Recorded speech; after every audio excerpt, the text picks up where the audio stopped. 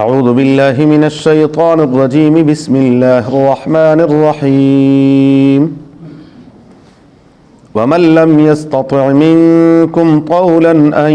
ينكح المحصنات المؤمنات فمما ملكت أيمانكم من فتياتكم المؤمنات والله أعلم بإيمانكم بعضكم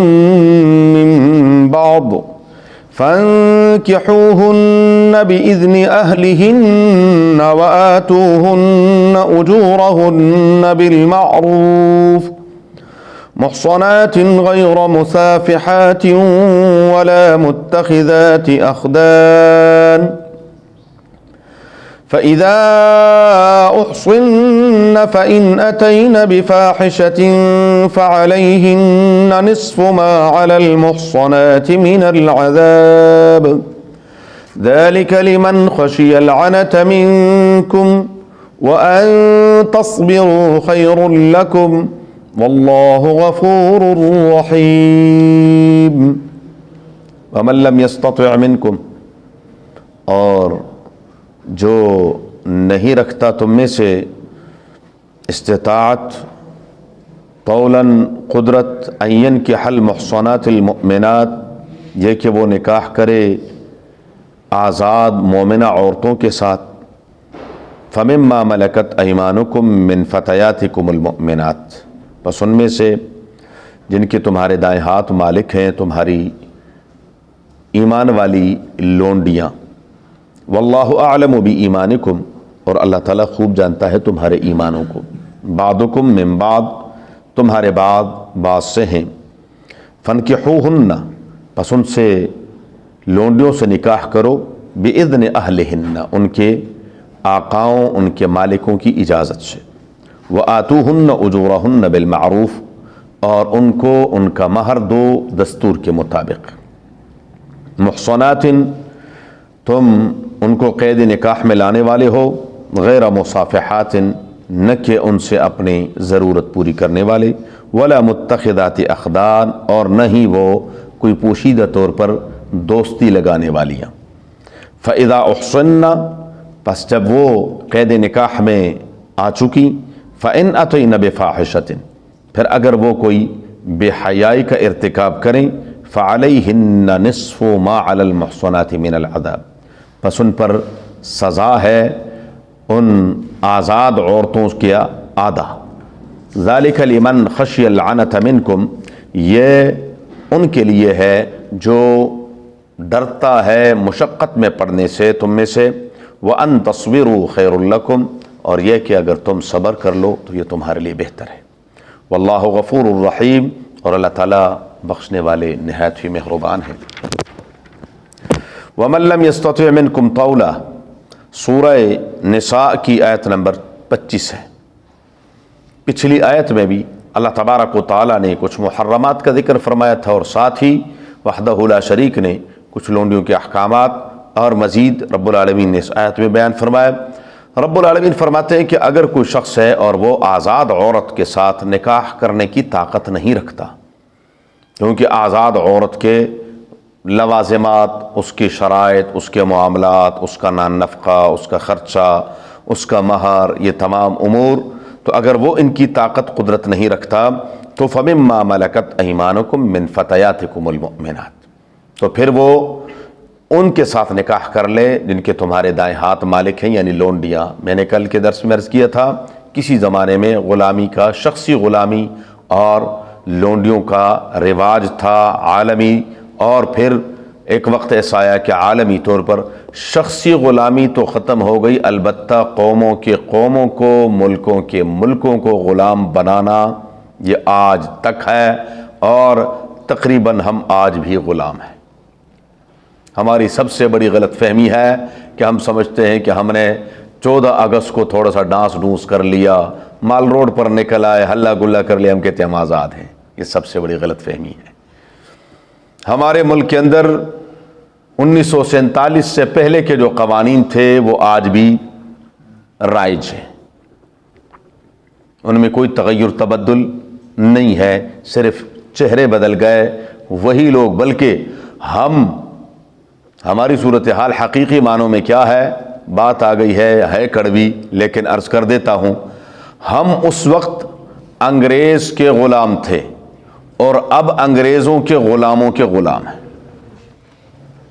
ہم پر آج وہ لوگ حکمران ہیں جو انگریزوں کے غلام تھے، ان کے بوٹ پالش کرنے والے تھے، ان کے استبلوں میں ان کے گھوڑوں کو تیل لگانے والے تھے، ان کے کتے نہلانے والے تھے، اور انہی باتوں پر انہی کے بڑوں نے ہمارے مسلمانوں کو 1857 کی غدر میں جتنا شہید کروایا، جو کچھ انہوں نے کیا، اور آج یہ چیلنج ہے کہ یہ جتنے بڑے بڑے جاگیردار ملک پاکستان کے ہیں، ان کی جاگیروں کی تاریخ 1857 سے پہلے چلی گئی تو یہ غازی میدان، یہ سارے وہی جاگیردار وہی لوگ ہیں، اور وہ آج ادھر ہیں کل ادھر ہیں پرسوں ادھر ہیں، آج ادھر ہیں کل ادھر ہیں پرسوں ادھر ہیں۔ وہ ہوا کا رخ دیکھتے ہیں، پہلے سے ان کو بتا دیا جاتا ہے، وہ سارے اکٹھے ہو جاتے ہیں، نام کبھی کس پارٹی کا آئے گا، کبھی کس پارٹی کا آئے گا، کبھی کس کا ہوگا وہی ٹولہ۔ اور مزے کی بات یہ ہے، ایک اور بات عرض کر دوں، ہم ایک ایسی عجیب و غریب قوم ہے جس نے پچھلے اس سے پچھلے 3 سے 4 ٹینور میں ہمیں خوب بے وقوف بنایا، وہ اس ٹینور میں آ کر کہتا ہے کہ پچھلی حکومت نے یہ کیا ہے، اور کوئی نہیں جو اس کے منہ پر ایک تھپڑ مارے کہ پچھلی حکومت میں بھی آپ وزیر تھے، اس سے پچھلی میں بھی آپ وزیر تھے، اس سے پچھلی میں بھی آپ وزیر تھے، اس سے پچھلی میں بھی آپ وزیر تھے، لیکن آرام سے وہ کہہ دیتا ہے، اور ہم کیا ہیں؟ ہمیں ایسا میٹھا لالی پاپ دیتے ہیں، ہم اس کو چوستے رہتے ہیں، ہم کہتے ہیں کیا بات کی ہے جی، یہ لوگ اچھے ہیں، پچھلی گورنمنٹ بری تھی، پچھلی گورنمنٹ نے ہمارے ساتھ یہ سارا کچھ کیا ہے۔ باہر کے بات اس سے آئی تھی کہ شخصی غلامی تو نہیں، لیکن ہم کیا ہیں؟ بلکہ ہم نہیں، دنیا میں کئی قومیں ایسی ہیں جن کو زبردستی غلام بنایا ہوا ہے، جن کی نہ اپنی کوئی سوچ ہے، نہ ان کو خود آزادانہ طور پر سوچنے کی اجازت ہے، وہ آزادانہ طور پر سوچ بھی نہیں سکتے کہ تم کون ہوتے ہو سوچنے والے، تمہاری سوچ وہ ہوگی جو ہم تمہیں دیں گے، تم وہ کرو گے جو ہم کہیں گے، تمہارا سب کچھ وہی ہوگا جو ہم کہیں گے آپ لوگوں کو، ایسا۔ بہرحال اگر ہم آزاد ہوتے تو کارگل پر ایک فون سے ہماری فوجیں واپس آتی، بولے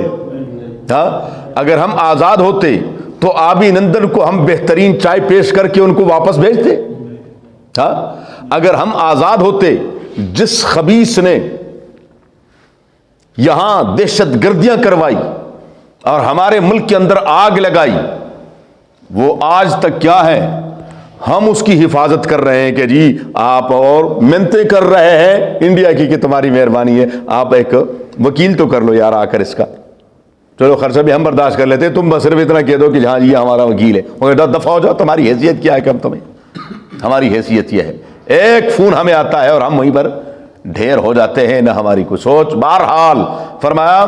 تو یہ میں نے اس لیے عرض کیا کہ کچھ نامراد بدبخت اسلام کے اوپر انگلی اٹھاتے ہیں کہ جی دیکھیں اسلام نے شخصی غلامی کو رواج دیا، نہیں رواج نہیں دیا، ایک سلسلہ تھا، میں نے کل بھی عرض کیا تھا، جب عالمی طور پر اس کو ختم کیا اور اسلام نے اس کو مرحبا کہا، خوش آمدید کہا، ٹھیک ہے، شخصی غلامی کو اچھی چیز نہیں ہے کہ کسی کو غلام بنایا جائے۔ رب العالمین نے جب انسان کو آزاد پیدا کیا ہے تو انسان کون ہوتا ہے؟ اس کو غلام بنانے والا۔ باہر کے فرمایا کہ پھر تم یہ کرو کہ اگر تمہاری ضرورت، تم اپنی ضرورت آزاد عورتوں سے نہیں پوری کر سکتے ہو، ان کے ساتھ نکاح کرنے کی قدرت طاقت نہیں رکھتے ہو، تو پھر تم یہ کرو کہ لونڈیوں کے ساتھ نکاح کر لو، واللہ اعلم بایمانکم، لیکن لونڈی بھی وہ ہو جو مؤمنہ ہو، ایماندار ہو، اور اللہ تعالیٰ تمہارے ایمانوں کو خوب جانتا ہے۔ بعضکم من بعض، بعض تمہارے بعض سے۔ آج اگر یہ لونڈیاں ہیں تو ان کو حقارت کی نظر سے نہ دیکھو، جنگ کی وجہ سے یہ لونڈیاں ہو گئی، کل کے حالات پتہ نہیں کیا ہونے والے ہیں۔ فانکحوہن باذن اہلہن، لیکن لونڈی کے نکاح میں شرط یہ ہے کہ اس کے مالک سے پوچھا جائے گا، وہ خود نکاح نہیں کر سکتی، اس کے مالک سے اجازت لی جائے گی. اگر مالک اجازت دیتا ہے تو پھر مالک کے اوپر یہ لازم ہے کہ مالک اس سے خدمت تو لے سکتا ہے لیکن پھر اس کے ساتھ اپنی دوسری ضرورت اس سے پوری نہیں کر سکتا, کیونکہ اسلام نسب کے معاملے میں بہت کڑی شرائط رکھتا ہے. نسب میں دوغلا پن نہیں ہونا چاہیے, یہ شاملات نہیں ہونی چاہیے کہ پتہ ہی نہیں ہے یہ اس عورت کا تو ہے لیکن باپ کا کوئی نہیں پتہ, کیونکہ کتنے باپ ہیں, ہم کس کے بارے میں کہیں کہ کون تھا اس کا باپ. اس لیے آپ اسی سے اندازہ لگا لیں, عورت اگر نکاح کرے گی تو عدت کیا ہے؟ 3 ماہواریاں. مطلقہ عورت ہے, اس کی عدت کیا ہے؟ 3. ایک آئی, دوسرا, تیسری, اچھی طرح یقین ہو گیا کہ اس کا رحم بالکل پاک, تاکہ نسب میں کوئی گڑبڑ نہ ہو, تو اس لیے اس سے پوچھ لیا جائے گا, اس کی اجازت سے یہ ہوگا. وَآتُوهُنَّ أُجُورَهُنَّ بِالْمَعْرُوفِ, ہاں ان کو مہر دینا ہے لیکن مہر اس کا مالک آقا ہی لے گا, وہ اس کی, کیونکہ وہ اسی کی ملکیت ہے تو اس کا مہر بھی جو ہے وہ آقا لیتا ہے. محصنات غیر مصافحات ولا متخذات اخدان, اور مقصد ان سے بھی ان کو نکاح کی قید میں لانا ہو, غیر مصافحات صرف شہوت رانی نہ ہو, اور ولا متخذات اخدان, خدن کہتے ہیں پوشیدہ طور پر دوستی اور یاری لگانے والا نہیں. نکاح علی الاعلان برملا ہونا چاہیے, نکاح چھپ چھپا کر نہیں ہونا چاہیے کہ جی 2 بندے ہوں اور یہ ہو, نہیں, پتہ چلے, دنیا کو پتہ چلے کہ ہاں آج کیا ہے, فلاں لڑکی اور فلاں لڑکی کا نکاح ہے, وہ علی الاعلان برملا ہونا چاہیے. فرمایا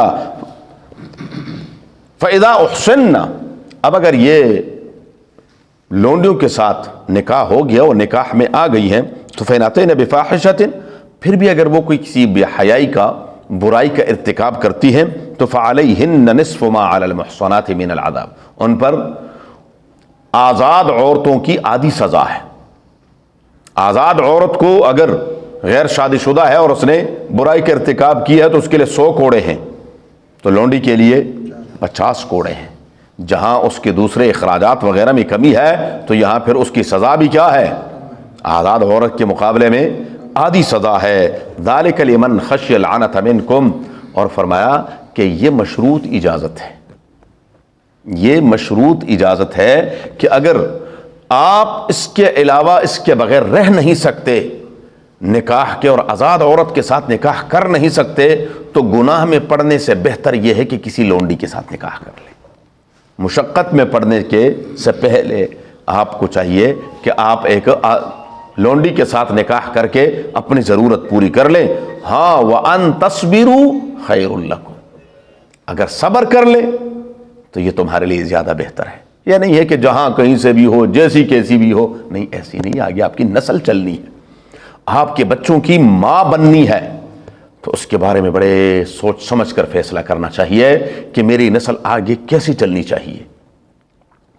یہ تو اس بارے میں بہت احتیاط کی ضرورت ہے. واللہ غفور الرحیم, اور اللہ تبارک و تعالی بخشنے والے نہایت ہی مہربان ہیں. چونکہ یہ معاملات ہیں اور ان میں لازمی طور پر انسان سے کوتاہیاں, غلطیاں ہو جاتی ہیں, تو رب کریم فرماتے ہیں میرے بندو غلطیاں کوتاہیاں ہو جائیں تو میرے در پر آ جاؤ, میں بخشنے والا نہایت ہی مہربان ہوں. رب العالمین فرماتے ہیں, اور رب العالمین کبھی جتلاتے بھی نہیں, ایسے مہربان ذات ہے. آئے اور رب العالمین سے یہ نہیں کہتے کہ اچھا تو وہی ہے, وہ جو کل معافی مانگ کے گیا تھا دوبارہ پھر گیا, وہ جو 3 دن پہلے بھی معافی مانگ کے گیا تھا اور پھر آ گیا. نہیں نہیں, جتنے مرضی مانگو, وہ کبھی جتلاتا نہیں ہے اور کبھی ناراض اس پر نہیں ہوتا کہ اس نے دوبارہ, بلکہ خوش ہوتا ہے کہ یہ میرا بندہ ہے اور میرے در پر حاضر ہو گیا. یرید اللہ لیبین لکم ویہدیکم سنن الذین من قبلکم. مزید احکامات انشاءاللہ زندگی. اللہم صلی علی محمد وعلی آل محمد